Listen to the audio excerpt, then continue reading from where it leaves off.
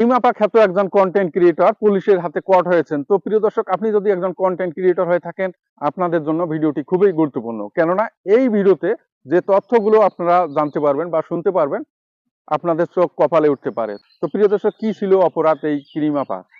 এই ক্রিমাপা যে কাজ করত বা যে ভুল করত, তার নিজের সন্তানকে দিয়ে নিয়মিতভাবে আপত্তিকর, অস্বস্তিকর ভিডিও ক্রিয়েট করতেন এবং সেগুলো ফেসবুক সহ সামাজিক মাধ্যমে আপলোড করে দিতেন।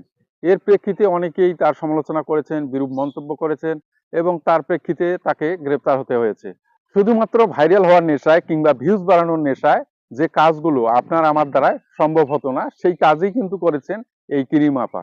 তো আমি আশা করব এই ক্রিমাপা সংশোধন হয়ে একজন সত্যিকারের মা রূপে ফিরে আসবেন এবং এই প্রতিবেদনটি সবার সামনে তুলে ধরার এটাই আমার উদ্দেশ্য। আমরা যারা ছোটখাটো কন্টেন্ট ক্রিয়েটর, আমরা যাতে সংশোধন হয়ে যাই, শুধুমাত্র ভাইরাল হওয়ার নেশায়, কিছু অর্থ উপার্জনের নেশায়, ভিউজ বাড়ানোর নেশায় আমরা যাতে এতটা নিচে না নামি। সবাই ভালো থাকবেন। ধন্যবাদ।